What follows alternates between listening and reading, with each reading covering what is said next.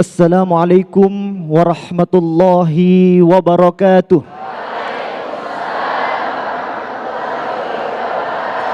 Alhamdulillah wassalatu wassalamu ala Rasulillah Sayyidina wa maulana Muhammadin ibni Abdillah wa ala alihi wa sahbihi wa mawalah.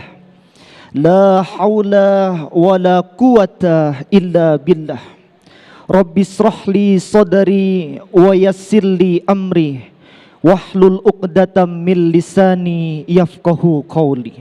Amma ba'du. Bapak Ibu, sahabat jiwa yang dirahmati Allah Subhanahu wa taala.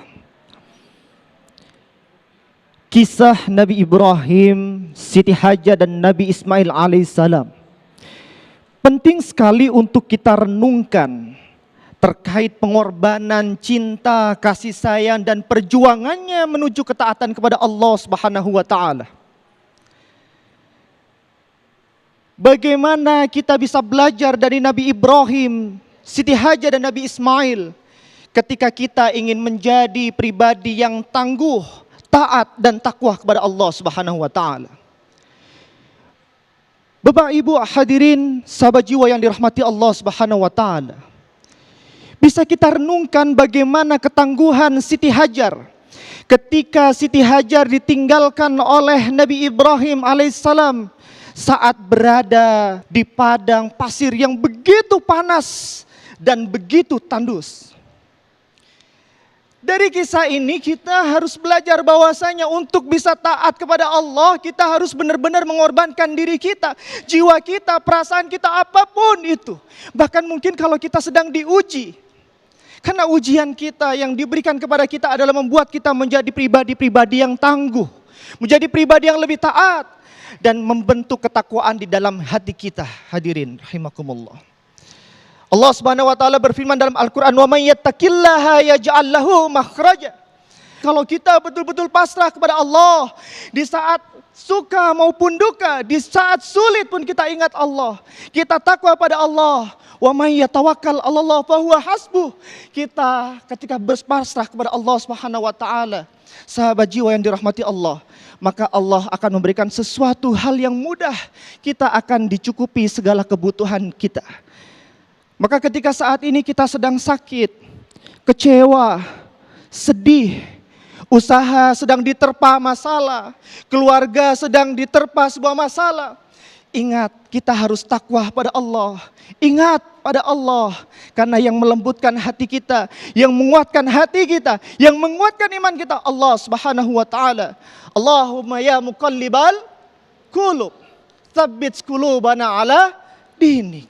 Allahumma ya muqallibal qulub, tsabbit qulubana ala taatik. Ya Allah, tetapkan hatiku, keimananku, karena Engkau lah yang membolak-balikkan hati ini.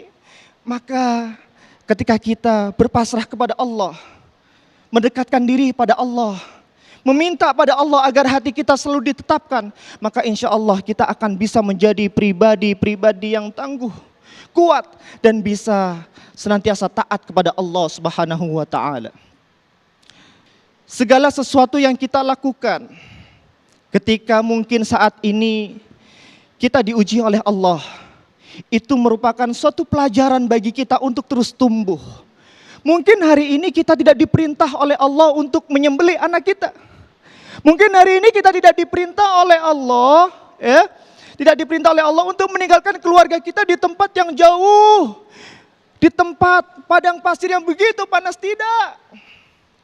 Tetapi kita perlu belajar bahwasanya ketika kita ingin dekat sama Allah, ketika kita sedang diuji sama Allah, maka kita harus bisa mengorbankan perasaan-perasaan yang membuat kita jauh daripada Allah, yang membuat kita jauh daripada keimanan kita.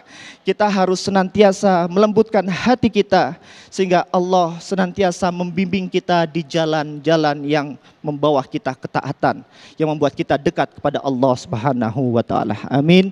Amin ya rabbal alamin.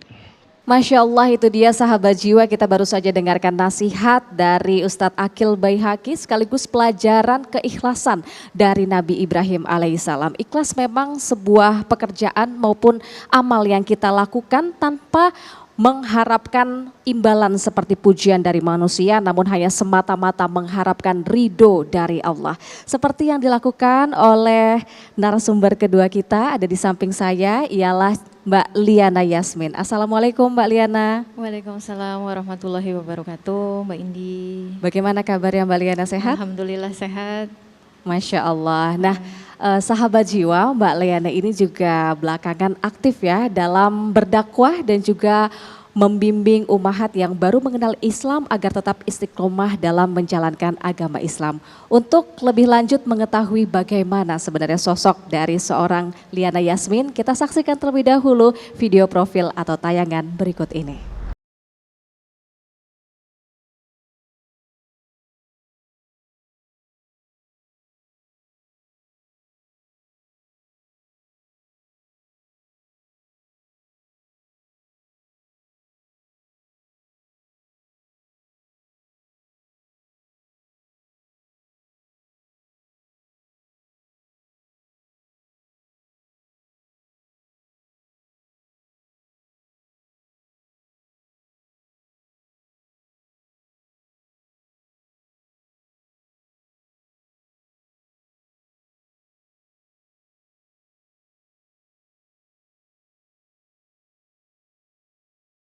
Lengkapnya, mari kita simak di Renungan Jiwa sesaat lagi.